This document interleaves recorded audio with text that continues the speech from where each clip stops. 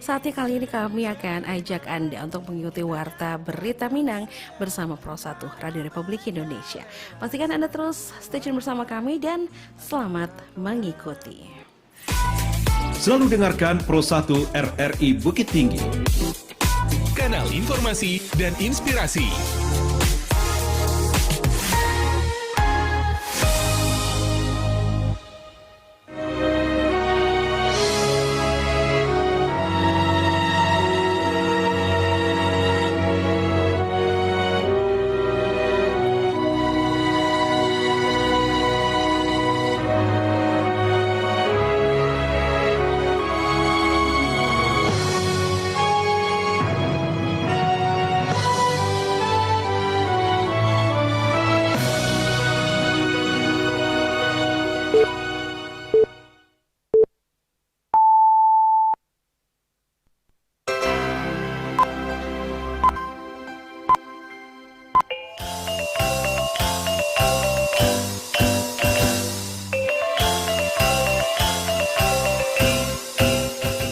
Selamat siang Nusana Pandangai, Kola Warta Berita Minang untuk siang hari ko. Mengawali perjumpaan kita akan kami sampaikan sari berita utama.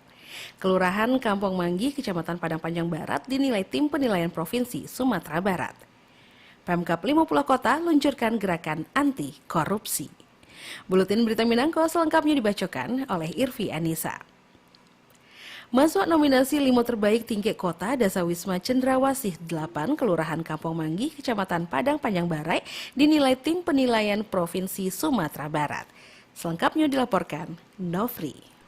Masuk nominasi 5 terbaik tingkat kota Dasawisma Cendrawasih 8 Kelurahan Kampung Manggis, Kecamatan Padang Panjang Barat dinilai tim Provinsi Sumatera Barat baru-baru ko. Ketua Staf Ahli Nyonya Dianiati Vasco mengapresiasi keberhasilan kader Dasawisma Cendrawasih 8 hasil ekspos yang disampaikan beberapa waktu lalu berhasil membawa tim provinsi menilai langsung ke lapangan.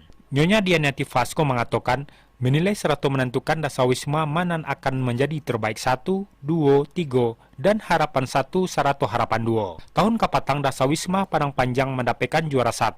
Dirinya berharap semoga penilaian kaliko juga mendapatkan hasil nan sama. Di mana rangkaian penilaian untuk sampai ke jenjang nominasi ini telah dilaksanakannya penilaian laporan kegiatan Dasawisma, penilaian tertulis kompetensi dasar ketua Dasawisma, serta penilaian ekspos oleh ketua Dasawisma berprestasi masing-masing kabupaten kota. Maka proses selanjutnya adalah verifikasi penilaian laporan seperti pada hari ini, di mana alhamdulillah Kota Padang Panjang telah masuk sebagai salah satu nominasi ini. Kunjungan lapangan ini adalah untuk menentukan Dasawisma terbaik 1, 2, 3, dan harapan 1 dan 2. Sementara itu, Wali Kota Padang Panjang Hernianis menyampaikan selamat datang dan selamat melakukan penilaian di Dasawisma Cendrawasih 8. Sebelumnya, penilaian para kader adalah mempersiapkan yang terbaik untuk dinilai. Disebutkannya, harapan besar dalam penilaian Dasawisma kaliko tidak hanya akan terlihat capaian dan prestasi, namun juga menjadi bahan masukan berharga untuk pengembangan kelompok Dasawisma Kamuko. Saya mendukung kegiatan khusus dan Dasawisma ini adalah di bawah naungan dari PK. Bersama-sama untuk meningkatkan kesejahteraan. Khususnya hari ini kita akan diuji di kelompok Cendrawasih 8. Wako Henry juga berharap semoga kelompok Dasawisma nan dinilai dapat memberikan kesan positif dan membanggakan, serta dapat menjadi inspirasi untuk kelompok lainnya. Disampaikannya, besar harapan pihaknya, Dasawisma Cendrawasih 8 dapat memperoleh hasil terbaik dan mengharumkan nama Kota Padang Panjang di tingkat provinsi. Nofri melaporkan. Wakil Wali Kota Payakumbuh Elza Daswarman menekankan pentingnya peran dari organisasi perempuan dan kemasyarakatan dalam mendukung program Sarato Kemajuan Daerah. Sejumlah organisasi perempuan dan kemasyarakatan seperti Tim Penggerak PKK, Dikranasda, Gabungan Organisasi Wanita GOW, Lembaga Koordinasi Kesejahteraan Sosial LKKS, Forum Peningkatan Konsumsi Ikan Forikan, Bunda PAUD dan Bunda Literasi telah dilantik dan dikukuhkan dan dihadiri Ketua TPPKK Provinsi Sumbar Harneli Mahyaldi. Azada Suarman mengatakan organisasi kemasyarakatan dan perempuan selaku mitra kerja pemerintah bertugas untuk mensosialisasikan serta mengimplementasikan program pemerintah di lingkungannya, serta memiliki peran penting dalam pembangunan daerah. Dirinya juga menambahkan organisasi juga berperan sebagai katalisator, yaitu sebagai perantara antara pemerintah dan masyarakat dalam rangka untuk terjalinnya satu hubungan dan bersinergi dalam membangun daerah demi terwujudnya peningkatan kesejahteraan masyarakat dan kemajuan daerah dalam berbagai bidang. Pemkab 50 Kota luncurkan gerakan anti korupsi mewujudkan birokrasi Barasyah melalui pengukuhan Satgas Saber Pungli Jopakta Integritas. Berikut laporan Irsyad. Pemerintah Kabupaten 50 Kota meluncurkan gerakan Basamo anti korupsi sebagai upaya membangun tata kelola pemerintahan dan Barasyah. Kegiatan yang berlangsung di Aula Kantor Bupati itu ditandui jo pengukuhan Satgas Saber Pungli, penandatanganan Fakta Integritas oleh Kepala OPD, serta pencanangan penyelenggaraan anti korupsi. Wakil Bupati Ahlul Badri Toresya menyampaikan bahwa gerakan ko indak boleh tahanti pada seremoni, melainkan harus diwujudkan dalam budaya kerja dan berintegritas. Wakil Kepala Daerah itu juga menekankan pentingnya penempatan orang-orang dan berkapasitas dalam pemerintahan guna menciptakan birokrasi dan kredibel. Menurutnya pembangunan indak akan berhasil jika masih ada praktik pungutan liar, penyalahgunaan wewenang atau kebocoran anggaran. Ahlul menilai bahwa korupsi merupakan bentuk pengkhianatan terhadap kepercayaan publik. Hadirin sekalian, korupsi dan pungutan liar bukan hanya pelanggaran hukum, tapi juga pengkhianatan terhadap kepercayaan masyarakat. Kita tidak bisa berharap pembangunan akan berhasil jika masih ada celah-celah kebocoran anggaran. Mari kita kuatkan sinergi. Gerakan bersama ini harus menjadi gerakan yang nyata, bukan hanya slogan. Jangan beri ruang sedikit pun pada korupsi. Mari kita buktikan bahwa perubahan bisa dimulai dari daerah kita tercinta. Bersih melayani, bersama melawan korupsi. Satgas Saber Pungli diminta bekerja secara profesional, capek, tegas, namun tetap humanis juga edukatif. Wakil Bupati 50 Kota Ahlul Badri Toresya juga mengajak seluruh jajaran pemerintahan hingga tingkat negari untuk menjadikan fakta integritas sebagai komitmen nyata, indak hanya sekedar formalitas. Irsyad melaporkan. Kepolisian Resor Pasaman Barat melakukan patroli ke titik keramaian dalam rangka penertiban aksi premanisme dan pungutan liar untuk menjaga keamanan dan ketertiban masyarakat. Kapalo Polres Pasaman Barat AKBP Agung Tribawato mengatakan, selama Meko pihaknya ala melakukan 15 kali patroli di tampak keramaian dan objek wisata dan adu di Sabaleh Kecamatan. Dalam patroli dan penertiban yang dilakukan, pihaknya berhasil mengamankan 2 orang dan melakukan pungutan liar di gerbang lokasi Pantai Sasa. Pihaknya mengimbau kepada masyarakat untuk bisa bekerja sama untuk menjaga keamanan dan ketertiban. Nusana Padanga, Balai POM di Payakumbuh 19 Mei 2022 di Kota Bukit Tinggi menggelar Forum Konsultasi Publik atau FKP. Berikut laporan Joni Marbeta. Forum Konsultasi Publik Balai POM di Payakumbuh dengan resmi kita buka. Balai POM di Payakumbuh 19 Mei 2025 kapatang alah gelar Forum Konsultasi Publik FKP patampe di Aula Mal Pelayanan Publik Kantor DMPTSP Kota Bukit Tinggi dibuka di Kepala Balai POM di Payakumbuh Iswadi Esfrom Apotekar melibatkan perwakilan dari unsur masyarakat di antaranya instansi takai, pengguna layanan, ahli praktisi, akademisi, organisasi masyarakat sipil dan media massa sesuai jo amanat Undang-Undang Nomor 25 Tahun 2009 tentang pelayanan publik bahwa setiap penyelenggara pelayanan publik berkewajiban menyusun, menetapkan dan mereview standar pelayanan.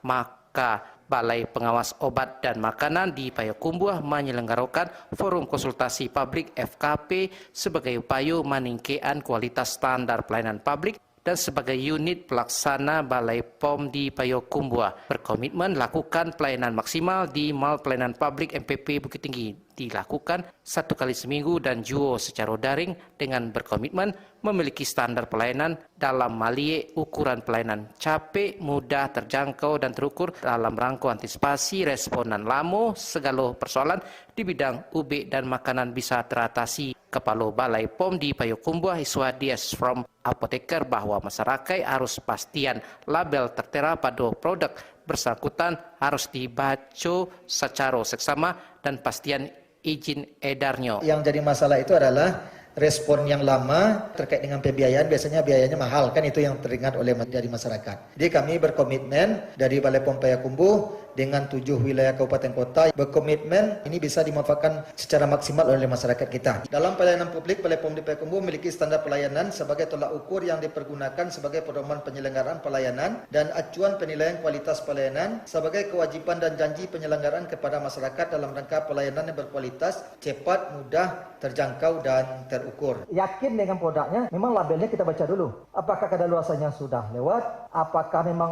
peruntukannya cocok untuk kita? Nah, ini harus kita pastikan. Karena banyak produk sekalian dia terdaftar di Badan POM, cuma ada peruntukan khusus. Misalnya tidak cocok untuk ibu hamil.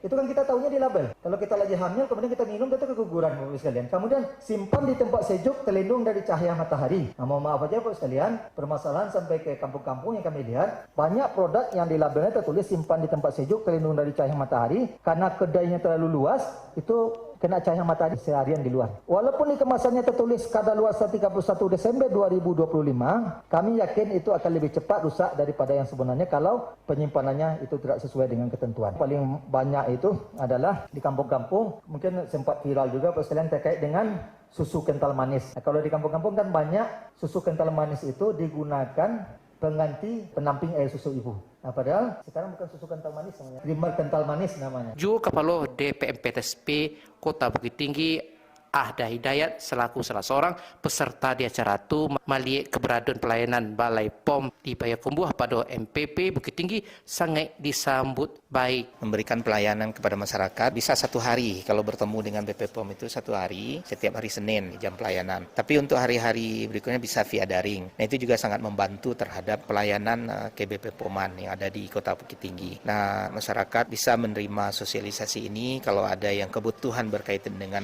izin edar dan sejenisnya bisa langsung ke MPP. Tidak jauh-jauh lagi. Sejauh ko ada 5 diawasi BPOM, yakni pangan olahan, kosmetik, UB tradisional, suplemen kesehatan, dan obat bisa dibantu lewat ceklik merupakan akronim dari kemasan label izin edar dan kedaluarsa dengan standar pelayanan publik diberikan berdasarkan Permen PAN RB nomor 5 Baleh tahun 2004 Baleh, dan di akhir acara juga dilakukan penandatanganan berita acara hasil forum konsultasi publik FKP dan memui ampik poin termasuk libaian dari unsur media LPPR Bukit Tinggi. Juni Marbeta mengabat untuk berita Minang pada siang hari ko. Pemerintah Kabupaten Pasaman Barat melalui Dinas Perkebunan dan Peternakan melakukan pemeriksaan hewan kurban Idul Adha 1446 Hijriah 2025 Masehi di daerahnya melalui 2 tahap.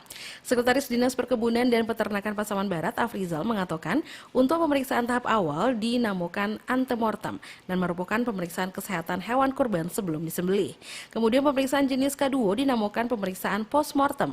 Pemeriksaan ko adalah pemeriksaan kesehatan hewan kurban setelah dipotong dan meliputi pemeriksaan organ dan karkas atau daging setelah proses pemotongan hewan. Pemeriksaan jenis ko dilakukan di tampek penampungan hewan kurban maupun tampek-tampek pemasaran hewan kurban lainnya. Hari Kebangkitan Nasional merupakan suatu momentum yang sangat penting untuk diperingati jo generasi muda kini ko. Berikut laporan Utari Guciani Putri.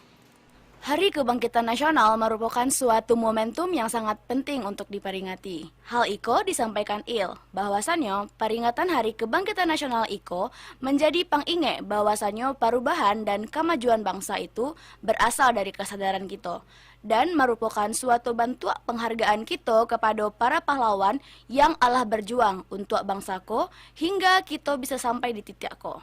Il memiliki makna tersendiri mengenai Hari Kebangkitan Nasional. Menurut Il, bahwasannya kita harus bangkit dari hal-hal yang indah bermanfaat untuk diri kita dan lingkungan sekitar. Contohnya, bangkit dari rasa maleh, bangkit dari sifat apatis atau ketidakpedulian, dan menjadikan momen kebangkitan nasional menjadi momen sebagai bahan refleksi serta memotivasi kita untuk lebih peduli dan aktif sebagai generasi muda. Kalau misalnya Hari Kebangkitan Nasional itu penting banget lah ya, karena juga menjadi pengingat bahwa perubahan dan juga kemajuan bangsa ini kan dimulai dari kesadaran kita, maksudnya itu ya kesadaran bersama lah ya, atau semangat persatuan kita. Terus habis itu kita perlu terus ingat perjuangan generasi-generasi terdahulu atau pahlawan-pahlawan kita terdahulu supaya kita nggak cuma jadi penonton sejarah.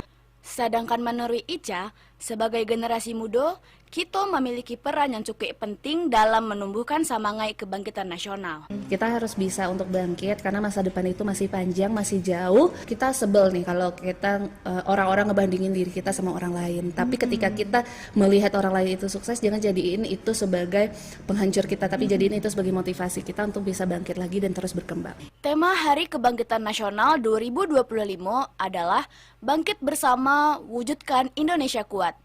Tema tersebut dipilih agar Hari Kebangkitan Nasional 2025 dapat membawa nilai-nilai semangat dan kekuatan untuk bangkit menuju masa depan Indonesia kuat. Tema itu menjadi acuan dan identitas selama penyelenggaraan kegiatan Hari Kebangkitan Nasional 2025. Utari Guciani Putri melaporkan. Saudara pandangan, sekian berita daerah Babaso Minang untuk siang hari ko edisi Selasa 20 Mei 2025. Berita daerah selanjutnya dapat didengarkan besok pagi pukul 6 waktu Indonesia Barat. Terima kasih dan salamai siang.